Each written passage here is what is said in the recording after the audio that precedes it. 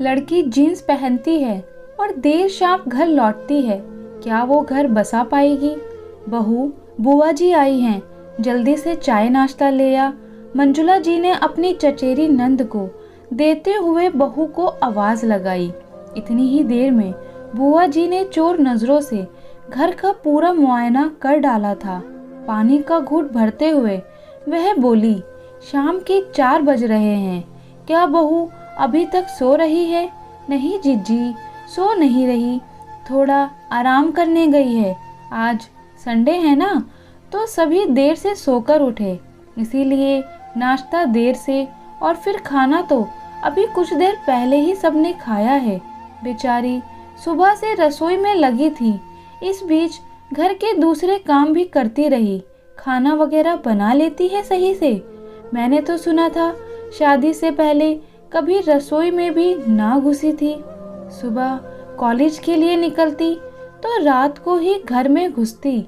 मेरी ननद की ननद रहती है ना, उसके पड़ोस में, उसी ने बताया था। वैसे तो अब शाम होने वाली है, इस समय बहू बेटियों का सोना अच्छा नहीं लगता है। बुआ जी ने आंखों को गोल गोल घुमाते हुए बोली, वह भी इंसानी है, उसे भी आराम की ज़रूरत है। वैसे उसके आने के बाद तो मुझे कितना आराम हो गया बता नहीं सकती हूँ। रही रसोई घर संभालने की बात, तो अपनी मीनू तो अभी ढंग से चाय बनाना भी नहीं जानती। वह भी तो इसकी उम्र की ही है, और सुबह कॉलेज जाती है तो वह भी रात तक ही घर में घुसती है, क्योंकि कॉलेज के बाद कोचिंग क्लास के लिए जाती है। बहू भी कोचिंग ही लेती थी, शादी के कारण बीच में ही छूट गई। मैंने तो दीपक से कहा है कि दोबारा से इसकी कोचिंग क्लासेस शुरू करवाए। इतनी मेहनत की है, उसे चूल्हे चौक में थोड़ी ना जाने दूंगी। वैसे मंजुला, अब तुम खुद ही समझदार हो, लेकिन मेरा भी घर के प्रति कुछ फर्ज बनता है, इसीलिए अपना समझ के कह रही हूँ। ज़्यादा सिर पर मत चढ़ा, बाद में तुझे ही दुख देगी। यह नौकरी पर चली जाएगी तो सारे काम धंधे तेरे जिम्मे आ पड़ेंगे। फिर बाल बच्चे घर संभालेगी या इसके बच्चों को बढ़ाई किसी को देनी नहीं। मेरे आस पड़ोस में जितनी भी कामकाजी बहुएं हैं, मजाल है कि उनकी सास 1 मिनट भी घर से बाहर निकल जाए। उधर बहुएं तो कामकाज के बहाने मजे करती हैं और सास सारा दिन रसोई में खटती है। अपने टाइम में भी किया और अब बुढ़ापे में बहुओं के हिस्से का भी करे। इतनी देर में मंजुला जी की बहू वैशाली चाय नाश्ता लेकर बाहर आई तो बुआ जी ने उसे ऊपर से नीचे तक देखा। वैशाली को साड़ी और उसके सिर पर पल्लू देख बुआ जी की आंखें फटी रह गईं। वैशाली ने चाय नाश्ता एक तरफ रख बुआ जी के पैर दबाए। बुआ जी ने भी उसे ढेरों आशीर्वाद दिए। बुआ जी उसे देखते हुए बोली, बहू, तुझे साड़ी भी बांधनी आती है? मैंने तो सुना था कि तूने आज तक सूट भी नहीं पहना।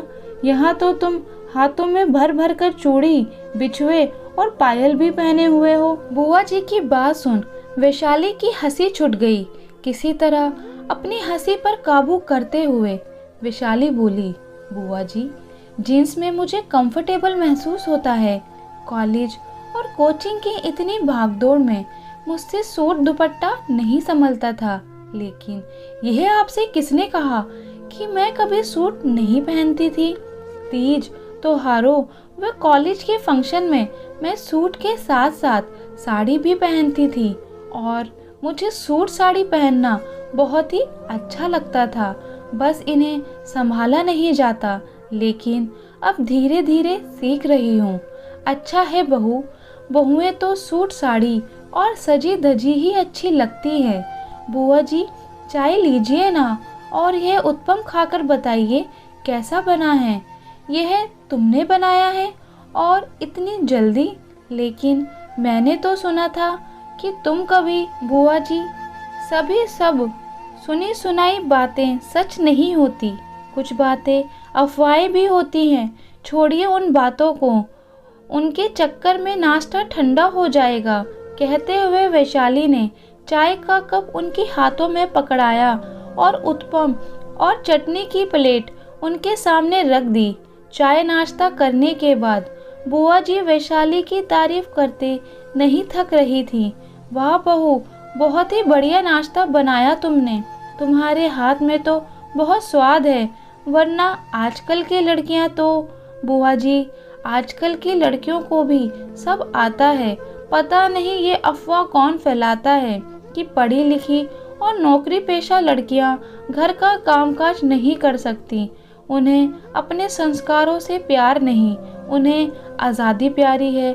ऐसा कुछ नहीं है बुआ जी, यह कोरी अफवाहें हैं। हाँ बहू, कह तो तुम सही रही हो।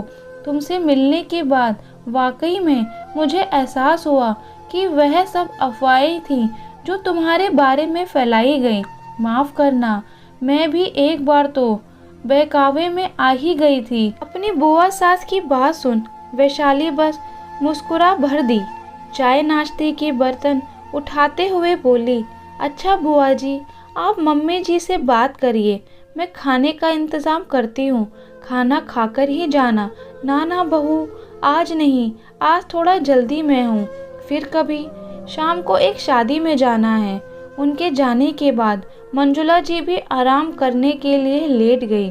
अभी 3 महीने पहले ही तो वैशाली और दीपक का रिश्ता तय हुआ था। बात चल ही रही थी कि नाते रिश्तेदारों ने वैशाली के बारे में ना जाने कितनी अफवाहें फैलाई। बातों ही बातों में उन्हें यह रिश्ता तोड़ने की सलाह भी दी कि लड़की मॉडल है, कोएड कॉलेज में पढ़ी है, देर से घर आती है, लड़कों के साथ भी 1-2 बार घूमते देखा है। लेकिन मंजुला जी, उनके पति और बेटे ने इन अफवाहों पर आंख मूंदकर बिल्कुल भी विश्वास नहीं किया। ना ही उनकी सोच इतनी छोटी थी कि ऐसी बातें सुनकर किसी की बेटी पर शक करते, क्योंकि वह खुद भी एक बेटी की माँ बाप थे और जानती थी कि रिश्तों की नींव प्यार व विश्वास पर ही टिकी होती है। इन झूठी अफवाहों को दरकिनार कर मंजुला जी और उनका परिवार अपने फैसले पर अडिग रहा। आज वही अफवाहें फैलाने वाले रिश्तेदार उनकी बहू की तारीफ करते नहीं थकते। हाँ, कुछ अंदर ही अंदर जलते भी हैं, लेकिन मंजुला जी व उनके परिवार वालों ने पहले भी ऐसे लोगों की परवाह नहीं की थी और अब भी। आज उनका प्यार और विश्वास रूपी वृक्ष फल फूल रहा था और वह इसकी छांव तले बहुत खुश हूँ। आशा करती हूँ कि यह कहानी आपको पसंद आई होगी। कहानी पसंद आई हो तो लाइक, सब्सक्राइब और शेयर करें। इस कहानी में आपकी क्या राय है, कमेंट करके ज़रूर बताएं। कहानी को पूरा सुनने के लिए आपका बहुत बहुत धन्यवाद।